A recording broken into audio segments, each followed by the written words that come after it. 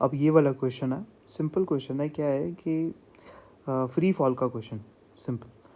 A body following under gravity covers 2 points A and B separated by 80 meter in 2 seconds. The distance of upper point A from the starting point is। अब देखो क्या है कि एक इस point से ये नीचे जा रहा है under the influence of gravity, तो मतलब कि इनिशियल जो वेलोसिटी है इसकी यहाँ पर वो 0 है ना। एंड ये ए डिस्टेंस, ए पॉइंट यहाँ पर है एंड बी पॉइंट यहाँ पर है, एंड ये ए बी का जो गैप है ये 80 मीटर है ना। एंड ये पूरा गैप कवर करने में इसको 2 सेकंड लगते हैं, t इक्वल्स टू 2 सेकेंड्स लगते हैं। तो मान लो कि इस पॉइंट से इसको p पॉइंट मान लो, p से a आने के लिए इसको t सेकेंड्स लगते हैं, एंड a से b जाने के लिए कितना लगेगा, इस वाले टाइम को, मतलब p से b जाने के लिए कितना टाइम लगेगा, t प्लस 2 सेकेंड्स है ना। तो p से b जाने के लिए t प्लस 2 सेकेंड्स लगता है। ऊपर वाले पॉइंट के लिए जितना टाइम लगता है और निचले वाले पॉइंट आने के लिए टाइम जितना लगता है। तो P2A और P2B के लिए हम सिनेरियोज लिख लेते हैं। कैसे? देखो, सबसे पहले हम इसको भी x डिस्टेंस मान लो कि P से A जाने के लिए x डिस्टेंस, मतलब P से A पॉइंट x डिस्टेंस दूर है। तो P2A के लिए हम सेकेंड इक्वेशन ऑफ मोशन लिख लेते हैं, एंड P से ही लिखेंगे क्योंकि इन्फ्लुएंस ऑफ ग्रेविटी है, तो इनिशियल वेलोसिटी 0 होगी, ड्रॉप किया है सिर्फ, है ना। तो P से A जाने के लिए कितना होगा, ये एक मिनट ढंग से लिख लेते हैं इसको। P2A जाने के लिए, P2A के लिए डिस्प्लेसमेंट कितना है, x, तो नीचे को पॉजिटिव मान लेते हैं, साइन कन्वेंशन भी ज़रूरी है। x इक्वल्स टू ut, मतलब 0, क्योंकि u की वैल्यू 0 है, plus half of gt square, gt है ना। g भी पॉजिटिव ही होगा क्योंकि ग्रेविटी भी निचली तरफ ही लग रही होगी। अब दूसरा P2B जाने के लिए, ये इक्वेशन नंबर 1 आ गई।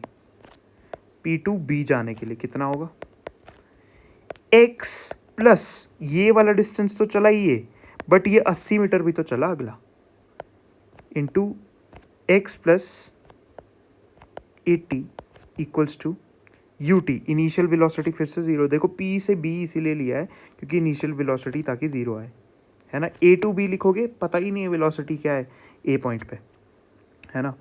0 plus half of g, t कितना है, t प्लस 2 का होल स्क्वायर, है ना।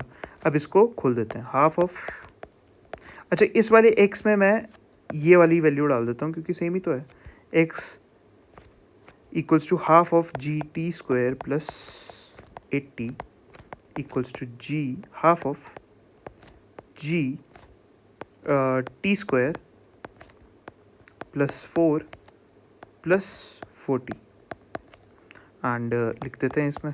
तो half of G T square and half of G T square दोनों तरफ से जाएगा, तो 80 equals to half of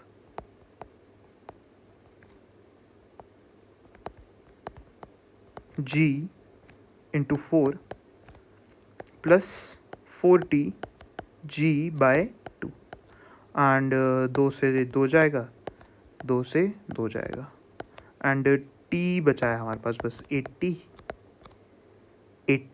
and g की वैल्यू कुछ दे रखी, 10 ही दे रखी है ना, तो सिंपल ही हो गया है, तो बिल्कुल ही ये 10 इंटू 20 प्लस ट्वाइस ऑफ, मतलब 20t एंड 20t, क्योंकि 2 बचा यहाँ पे एंड g था, तो 10 इंटू 2, है ना। तो 0 0 0 सारे गए, ये 6 हो गया, तो 3 इक्वल्स टू 3 सेकेंड्स लगे इसको, सिंपल। कितना था अपना डिस्टेंस ऑफ अपर पॉइंट, अच्छा डिस्टेंस पूछा है, मतलब इसमें डाल देनी है हमने वैल्यू। अब t इक्वल्स टू 3 सेकेंड लगे कहाँ तक पहुँचने के लिए, ये वाला जो डिस्टेंस मतलब ये वाला जो t माना था हमने, p से a जाने के लिए हमें 3 equals to t equals to 3 seconds लगे। अब डिस्टेंस कितना चला है, x इक्वल्स टू, इसमें t की वैल्यू डाल देंगे, हाफ ऑफ g की वैल्यू 10 इंटू t का स्क्वायर मतलब 9, है ना। तो ये 5 45 आ गया, 45 मीटर चला होगा अपने P पॉइंट से A पॉइंट तक, तो मतलब 45 आ गया। सिंपल क्वेश्चन है, बिल्कुल कॉम्प्लिकेटेड क्वेश्चन नहीं पूछता है जी, बिल्कुल सिंपल है। एंड होने वाला सवाल था, कुछ नहीं, पहले टाइम निकाल लिया हमने कि कितना टाइम निकला पहुंचा होगा, मतलब जो जो दे रखा था वही लिखना है, बस दिमाग कहाँ लगा कि P to B जाने के लिए। अगर A to B लिखते तुम तो कुछ हमारे पास काम का बनता नहीं है ना। तो ऐसे सवाल बहुत पूछ रखे हैं जेई में, तो ध्यान रखना है इसका। तो नेक्स्ट क्वेश्चन पे आते हैं।